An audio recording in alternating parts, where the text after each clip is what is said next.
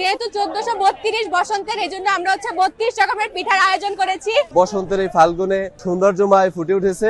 শিক্ষার্থীদের আমরা উদ্বুদ্ধ করেছি এবং বিভাগীয় প্রধানরা উদ্বুদ্ধ করেছে এবং তাদেরই আয়োজন। আমা অথেন্টিক ব্রাজিলিয়ান কফি। কার্যক্রম একাডেমিক ফলাফল এবং বিশ্ববিদ্যালয় বা মেডিকেল পর্যায়ে যেন আমাদের কলেজ থেকে শিক্ষার্থীরা অভূতপূর্ব ফলাফল সাফল্য অর্জন করে। পিঠা উৎসবে হচ্ছে আজকে বসন্ত বরণ 1432 এবং আমাদের রাষ্ট্রবিজ্ঞানের পক্ষ থেকে আমাদের স্টলের নাম রেখেছি পলিটিক্যাল পার্লামেন্ট এবং আমাদের এখানে যেহেতু 1432 বসন্তের, এই জন্য আমরা 32 রকমের পিঠার আয়োজন করেছি। এটা আমাদের অ্যারিস্টটলের পিঠা তত্ত্বের বিশেষত্ব। এটা আমাদের স্টলের সব থেকে বেশি ইউনিক জিনিস। নবীনবরণ অনুষ্ঠান হচ্ছে এবং পিঠা উৎসব হচ্ছে। অনার্সে এটা আয়োজন করেছে। আমাদের অনার্সদের ভাইদের খুবই আন্তরিকভাবে ধন্যবাদ জানাচ্ছি যে উনরা এটা আয়োজন করেছে আমাদের জন্য। আজ আমার খুবই আনন্দিত হচ্ছে, আনন্দের দিন। আমাদের বসন্ত বরণ উৎসব এবং উৎসব মানেই হচ্ছে মেলা, এবং এটাকে আমরা আনন্দঘর করে তুলেছি আমাদের এই পিঠার মাধ্যমে। শীত বলতে আর কি পিঠা, এবং বসন্তকেও আমরা বরণ করেন এই পিঠা দিয়ে। এবং এই পিঠা উৎসবের মাধ্যমে আমাদের উদ্দেশ্য হচ্ছে সকলের আন্তরিকতাটা বাড়ানো।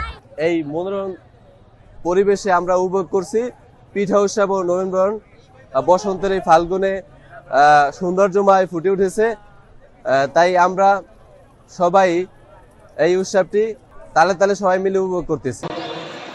যাদের জন্য আজকের আয়োজন, আরো উপস্থিত আছেন আমাদের সম্মানিত আজকের অনুষ্ঠানের বিশেষ অতিথি উপাধ্যক্ষ মহোদয়।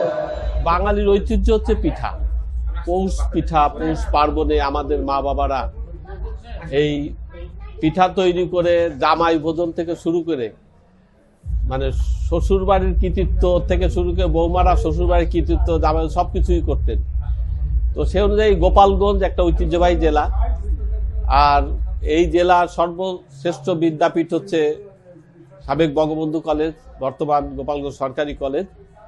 এই প্রতিষ্ঠানের অধ্যক্ষ হিসাবে আমি মনে করি যে আমার শিক্ষার্থীদের আয়োজনে শিক্ষার্থীরা আমাকে অনুপ্রাণিত করেছে এবং তাদের আয়োজনে আমি এই অনুষ্ঠানের পৃষ্ঠপোষকতা করছি। মাত্র মূলত আমার শিক্ষার্থীদের আমরা উদ্বুদ্ধ করেছি এবং বিভাগীয় প্রধানরা উদ্বুদ্ধ করেছে এবং তাদেরই আয়োজন। আমি শুধু তাদের সহযোগিতা করেছি, মাত্র পৃষ্ঠপোষকতা করেছি এই ঐতিহ্য ধরে রাখার জন্য।